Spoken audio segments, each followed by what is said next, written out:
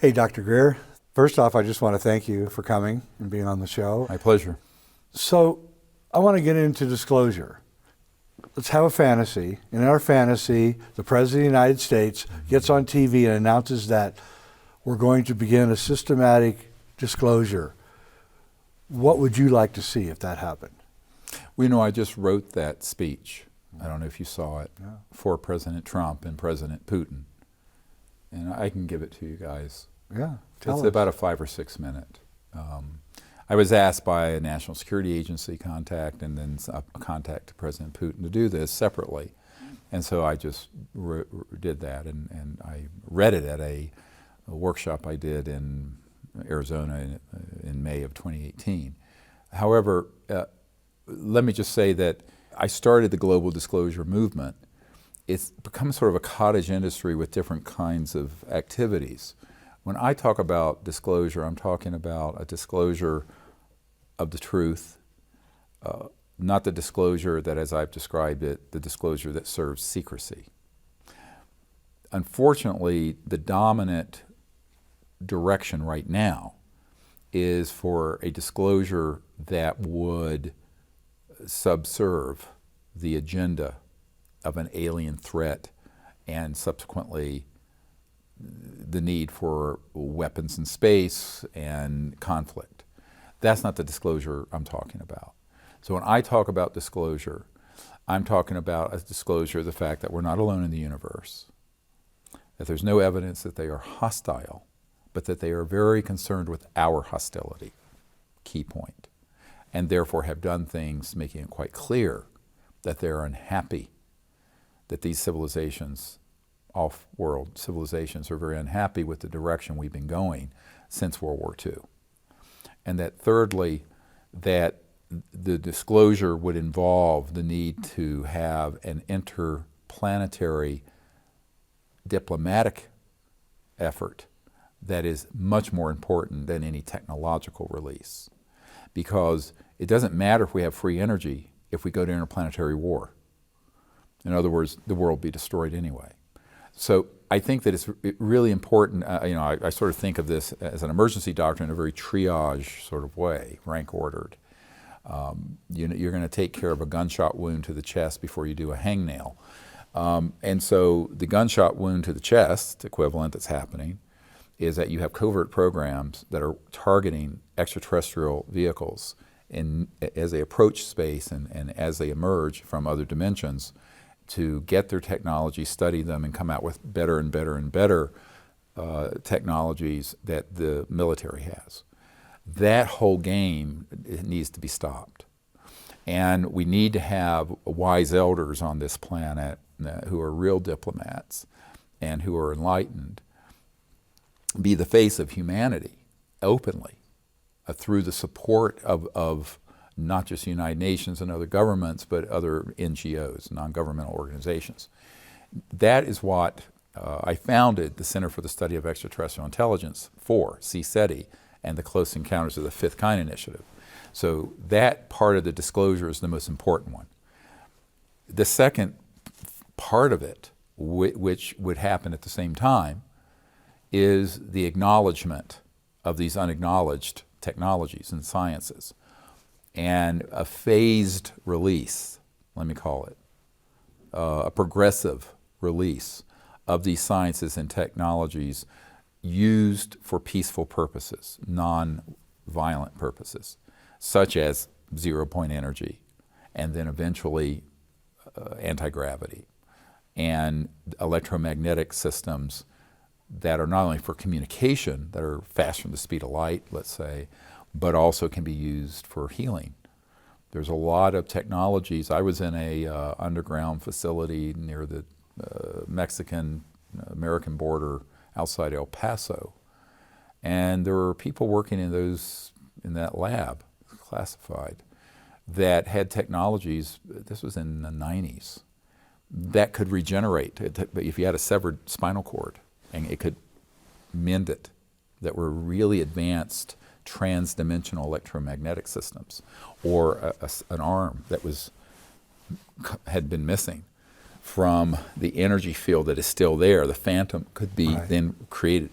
That sounds like magic. It isn't magic. Those are possible. So there are implications for the Earth's environment, the elimination of poverty. So if you can imagine in a generation, let's say in 20 years, you could have a planet that would have no pollution, no poverty, and the emergence of a whole new, let's call it medical technology, that would make what we have today look like Neanderthal, look like leeches. Those are all wonderful outcomes. What has to be avoided is the disclosure initiative being hijacked, which is currently what's happening with, for example, the TTSA group, Elizondo and the Hal Puthoff and that whole thing that's going on, to the Stars Academy. There is a subtext of an alien threat that is woven into the things that they're saying. And that is that they have been authorized to, and that's why the mainstream media is covering what they're doing. I'm blacklisted. I will just say it up front. I am completely blacklisted from the mainstream media. Or you are blacklisted. Why do you think you are? Because I'm telling the truth. Right. If you're telling the truth, remember the big, large media are really serving the master. I remember back in the 90s, I met with Bob Schwartz, who was on the board of Time Life. Back then it was called Time Life Corporation. And he said, look, Dr. Greer, and he was this older guy, he says, we have all become scribes taking dictation at the right hand of the king. So this is probably in 94, 95, something like that. And he said, basically, the large media, large corporate media on this subject will only report what their corporate masters tell them to. The information I'm putting out runs counter to what the large corporate, financial, gangbangsters, and intelligence community want. But unfortunately, that's just the way it is, and I accept that. But what is concerning me, as someone who initiated the entire disclosure movement, is that there is a effort to sort of take that, put in good information, or even take a lot of the information I put out or similar information, pilot cases, radar cases, what have you, and then embed within the narrative as a threat. Or to have, for example, Chris Mellon, who was with the TTSA group, wrote this in the Washington Post recently, well, the Pentagon, we don't know why they're not really investigating this. These sort of pilot cases, pretending like there's not a deep, unacknowledged special access operation on this. So a lot of what's being said through these other disclosure efforts is not only false, but it's 180 degrees opposite of the truth. And a larger part of it that concerns me is that what I've been informed is that there's an attempt for that to then go in the direction of, well, they're here, but they're a threat. And so let's unite the world around an alien threat.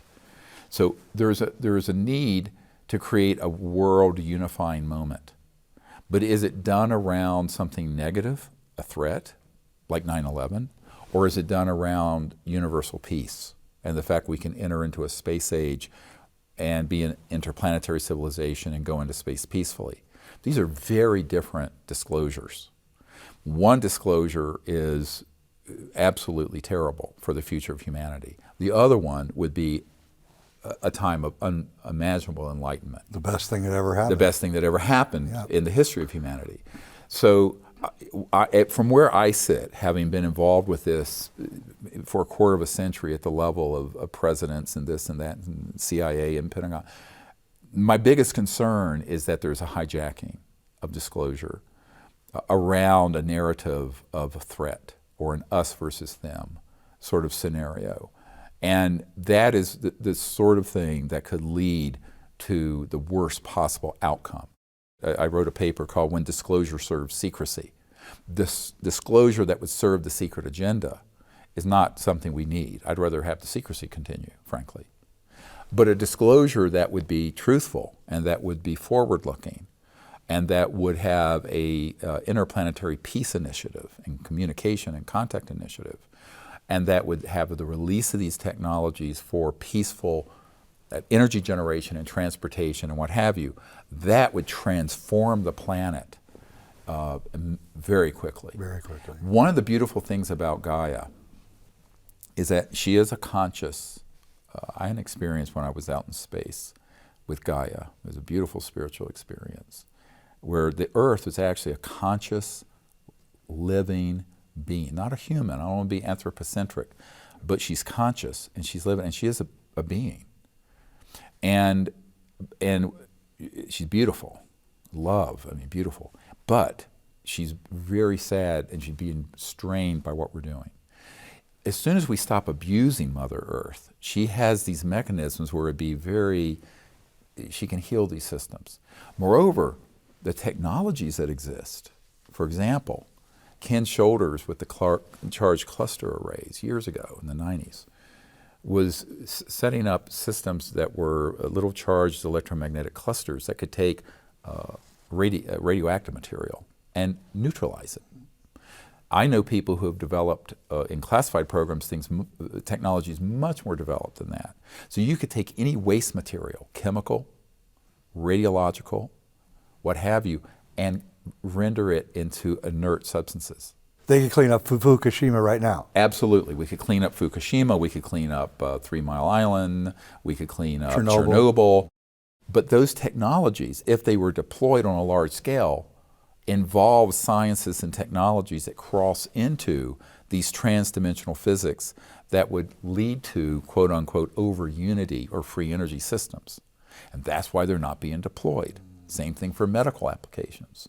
So the death grip of the status quo, of this cabal, is that we're not only not able to fix the problems we've created, we're continuing to create more and more problems. And so, as Einstein said, no problem's ever been solved by the level of the thinking and consciousness that created it. We have to look at this very differently. And on the other hand, the people who will say, and who I have had meetings with, are in the military, who say, look, some of these technologies just can't be released willy-nilly because they can be weaponized by our enemies. That is a true statement. Okay, and I'm not a silly person, so I'm not going to just dismiss that. Well, all I would say is this means that we are at a crossroads. We can choose a world of peace, and it may be an enforceable peace for a while, monitored, or we can choose to self-destruct. These are the choices. It's a very clear choice. And if disclosure is done properly, where these technologies are put to use to clean up the environment, to give us energy systems so we're not polluting the environment, get off nuclear power, get rid of nuclear systems. But this requires the public to have a unifying moment. So the speech I wrote for the president and for Trump and for any other world leader who wants to deliver it, I'm going to release it fairly soon to the public, would be a very unifying moment, a very positive moment. It wouldn't be the aliens are here and let's go run for cover and unite in a fight for our lives like the movie Independence Day. No, that's not what this is. So now that is the disclosure that's being planned, and they're trying to take the momentum that we've created with disclosure to do that. What I'm saying is that we can do better. We need to do better. And we need people of conscious goodwill to do it.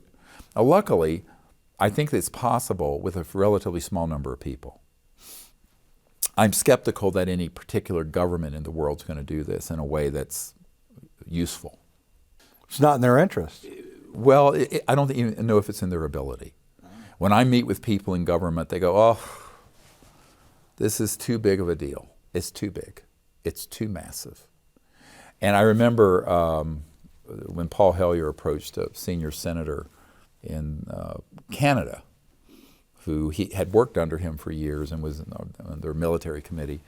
And he said, look, Paul, I've got a 5-pound line and you're asking me to pull in a 2,000-pound whale. I really can't take this on. It's too big. And so I hear this a lot. I mean, it's actually very prosaic. It's very ordinary and almost banal the sort of the degree to which many of these leaders don't want to take on something like this. I think the public can. I believe in the people, and I believe in mass consciousness and higher consciousness. And, the so-called Maharishi effect, if 1% of the public understood the power of collective consciousness to do something with a good intention for the planet, it'd be done. And we wouldn't need the presidency or the UN or any of these.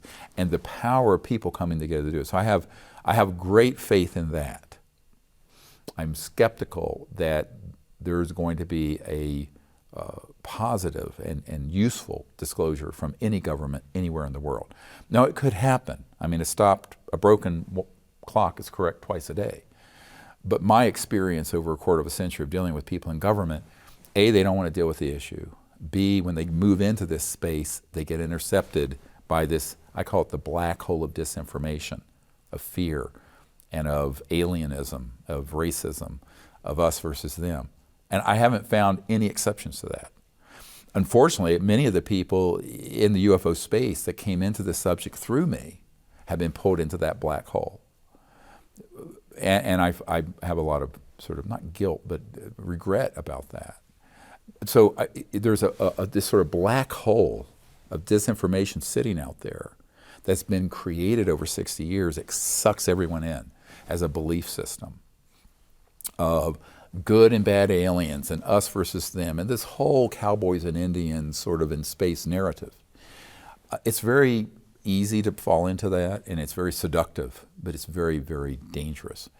If we had any single world leader, any head of any country that wanted to do this could do it, and not just the President of the United States or Putin or China, but it would take a deep understanding and have them have the integrity and the courage, these two things I speak about, to go the course and do it for the benefit of the planet and our children and our children's children. The disclosure of this subject is the most important announcement in the history of the human race. How it's handled has to be handled with great wisdom and great care. If it is handled with the kind of buffoonery and clumsiness that is evolving, or with partial truths mixed in with disinformation, with frightening scenarios that scare the hell out of the public, I actually prefer the secrecy. So, I think that we have to figure out, how do we have something happen that's going to be enlightening for the planet and move us forward to a level one. Michikaku talks about a level one civilization instead of a level 0 where we're fighting with each other. Because progress does not consist of us fighting with each other tribalistically and replacing human-to-human conflict with human-to-ET conflict. You see what I'm saying? That's not progress. That's going way back. That is a huge step backwards. But there's prevailing interests that want that to happen. And they are very good at hijacking momentum for disclosure and on the coattails of disclosure project, then embedding all this frightening scenario. What I'm hoping is that the public are capable of discerning that and will side with a good future and not a fearsome, terrifying future. But this is really, it's not, everyone wants to say, well, it's in the hands of the president. It's actually not. It's in the hands of you and me and this network and millions of people out there. So, the Earth has 7.5 billion people. We need 75 million people, 1%, to get this and move in the correct direction, which is why I'm doing these documentaries like Unacknowledged. The next one is going to be on Close Encounters of the Fifth Kind, higher states of consciousness, and how people can make contact and bypass the government and do this ourselves. Can't wait to see that. Yeah, I'm working on that right now. We know that Trump, his uncle, was one of the people that got Tesla's papers. He was a professor at MIT, taught engineering, and he was also Donald Trump's favorite uncle. Is it possible that he might know more than we think? Every president, maybe except for W, have enough curiosity to know about this and really be curious about it. Not only when they're in the Oval Office, but before. It was certainly the case with Bill Clinton. and also Obama and Carter and on and on. The question is, there's a conflation that happens between interest in even information and access control. Let me talk about access control. So you can be read into a project as an informational briefing. Doesn't mean you control that project. And therein is the problem. There has been a breakdown in the chain of command because of the structure and the architecture of the secrecy. And that entity is pretty much, as Senator Inouye said, a government unto itself with its own funding mechanism, black budget, its own Navy, its own Air Force, its own. You look at that quote from Senator Inouye from the Iran-Contra era, but he was saying basically there is this beast operating out there. So just because you're the president for 4 or 8 years doesn't mean that if you give an order, they're going to jump to your command.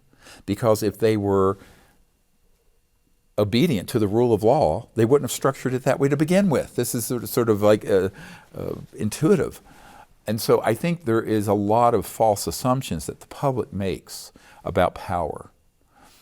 It's one thing to say you have it. It's a bit like the stagecraft or Shakespeare. It's another thing to actually have it. And this is another problem. I remember the director of the CIA said to me, how do we disclose that which we don't have access or control over?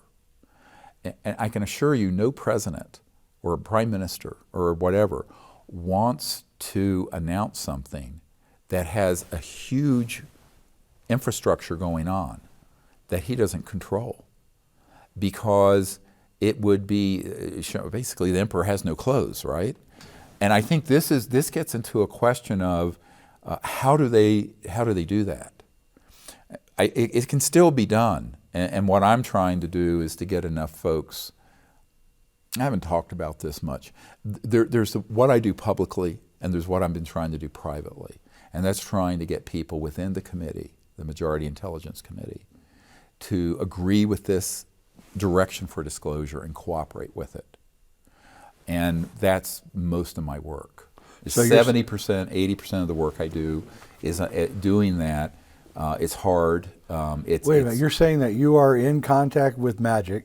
With some of the members. And you're trying to influence them to do this positive disclosure that you're talking about? Correct. That will lead us to a level 1 society? Yes, or at least get out of the way of a citizen's disclosure and citizens' release of the technology. All right, so but not interfere. So those are two separate things. This is really interesting, though. What can we do to help you, us, people watching? Share the information, get people to see unacknowledged, and we made that so every man on the street could see it and get educated, and you can look at it 10 times and learn stuff out of it. Yeah. The book Unacknowledged has 5 times more information than the documentary. But I think importantly, be educated in a way where through like this series, I'm trying to share where you need to have discernment so you won't be deceived with the disinformation and false information. But when it was interesting when I was being briefed to do this meeting with the CIA director in '93. I was told only about a third of the command and control people on this committee, there are 200 or 300 people in the Majority Intelligence Committee, were in favor of anything I was recommending for the president about disclosure. Not too long ago, I was told it's about 70% are now in favor of that. That's good news. So that's the work but the 30% that aren't are the more lethal, vicious psychopaths. Yep. And they made some very nasty examples of people like Bill Colby, when Colby was trying to help us, and he ended up, being assassinated. So I think that what I do is I'm trying to provide whatever leadership I can. I'm a civilian, unfunded. People don't realize that my wife and I do this out of our house without a staff or without an office. We don't have any assets. So believe it or not, it's a very humble, and it's all volunteer. Everyone who helps me is all volunteer. So I think that what we're trying to do is just get the knowledge and the information out and the perspective out, because the perspective is really important. Because if the perspective goes in the direction of war and conflict and alienism, racism, interstellar racism, we're really going to be in trouble if that's the disclosure. If it goes in this other direction, it'll be a whole new chapter in human history. And what I have seen is us emerging out of this chaos, this phase transition we're in, from one large yuga to the next. And that's where we're in that eddy and that cross current of the one folding down, collapsing, and the other one being born. It's this sort of like the chaos of childbirth. And the new baby is what we need to have our eyes on, the new child. And I think that's why the people have to really be in charge of this. A victim of one of these experiences, how can they tell for themselves whether what they think is real is real? That's a really great question. For me, it's very simple, but it's because I've had actual ET contact, and I've also had this other thing happen to me. So I can tell the two, and it's like night and day. If you don't have those data points, or if you haven't had that experience, you may not be able to tell. But I think as a hallmark, if it's invasive, if it continues when you say no, if it's really frightening or injurious, it is most likely a counterintelligence operation. If it's extraterrestrial, it isn't going to have that component. It might be weird, it might be strange. You may have a moment of fear, but it isn't at its root based on that. And that's been my experience since I was 18, when I had my first contact experience up in the mountains of North Carolina in college. I just turned 18 and had this amazing experience that put me on this path. But I think that for most people, if they don't know that both are going on, they're going to assume everything is ET, alien. And unfortunately, as I mentioned, there are people who've had actual ET contact experiences that are then targeted with these others. And so it gets confusing, and particularly given the powerful nature of not only some of the chemicals used, but the electronic warfare systems that are used that can affect memory, consciousness, experience, hallucinogenic sort of things. It would be like if you could electronically, put into an electronic frequency ayahuasca or something.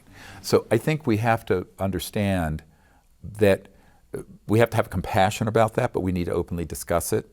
And then also amongst ourselves talk about, and I've always said, if you see a craft that has components to it that are structural, like seams and rivets and this and that, that's man-made. Same thing if one of some of these creatures, if there's any kind of jerky, kind of strange motion, that's a programmed life form that are made in these. I know some physicists and other people who've worked on building those, and they have integrated circuits in their cerebral cortex. They look like a living organism. It's not just a made-up human, although that's been used also. So all of that gets to be very confusing. And then there are the actual ETs. Sometimes I feel like I'm a one-man anti-defamation league for the extraterrestrials, but it's, and I'm not trying to be an apologist for the fact that there may be people who've had terrifying experiences that are actually extraterrestrial.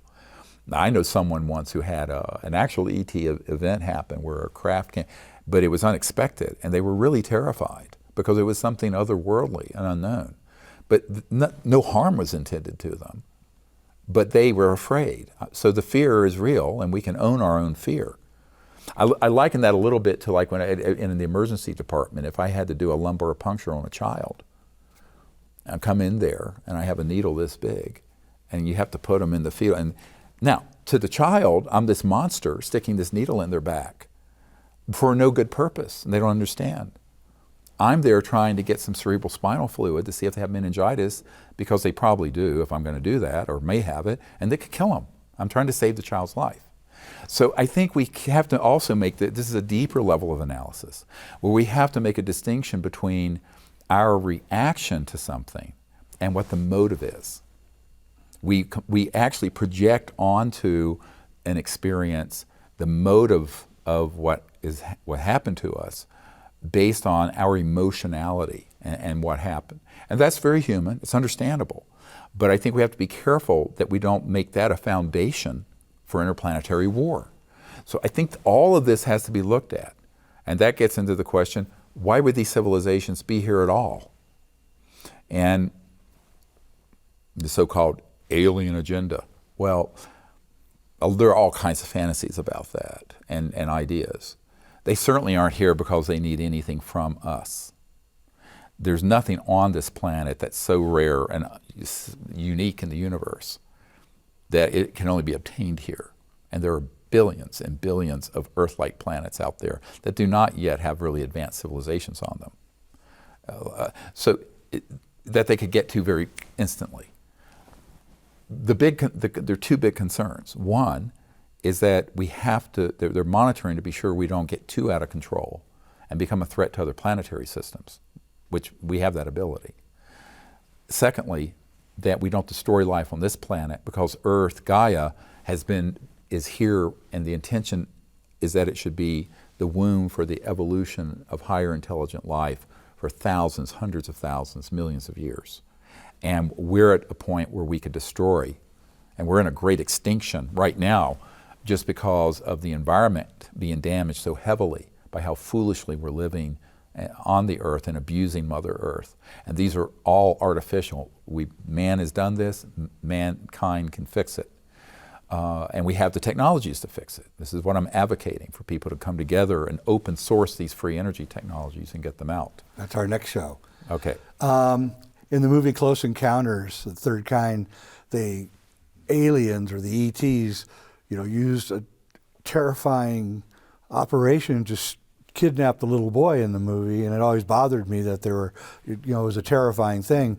So you say that Spielberg, who directed that movie, had an ET experience?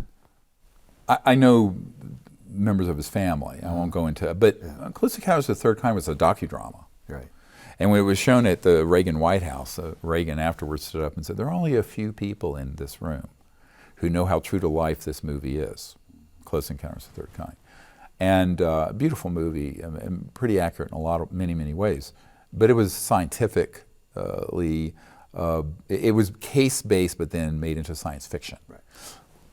He subsequently started having some experiences in their home. I mean, this is from one of his children was telling me, that were almost like a poltergeist, invasive, terrifying. And the family didn't understand what that was, and they thought it was E.T. I said, no, that's being directed by the intelligence community because they're trying to turn Stephen to the dark side. They're trying to deceive. So in other words, they often will do that. So there'll be this tendency to let someone put out information that's very beautiful to the public, but then they want them to then go to the next step and put out the terrifying meta message, a deeper message. And then he made War of the Worlds. Yes. Which was about the evil aliens. Of course. So that is the progression, and that happened, the targeting of people who are creative in books, in Hollywood. Frankly, I've been read into how those systems operate, why they target who they target. Wow. It's extraordinary, it's historic, but people need to understand how vulnerable we are if we don't have the knowledge I've just shared. And the fact that there are events and experiences people can be induced to have by the Majority Intelligence Committee and their operatives and their affiliate corporations. So if it's in the hands of people who are sociopathic or psychopaths or both, then it can be used for these sort of purposes. And it has been. Because here's the problem. Every technology that gets developed that's a new explosive technology, unfortunately, in modern and recent, even ancient human history, is first deployed in a weapon system, all right? And a lot of things that we have today that were developed as a spin-off of war. We have to find a way to develop technologies and then restrain ourselves from using them for violent purposes, or we're headed for the scrap heap of history. We're headed for the way of the dinosaurs as a civilization and as a species. And that is a very big lesson we have got to learn. And we're going to learn it the hard way or the easy way. I would rather it be informational and through disclosure. If we don't, it'll be the very hard way. And I don't want to go there, But that's why another reason why the extraterrestrial civilizations are here is in the case, as Tom Bearden famously said, don't get me wrong, the fools may blow it yet, referring to blowing the whole system, but there will be then, there's plan B, which would be an intervention, massive interstellar intervention.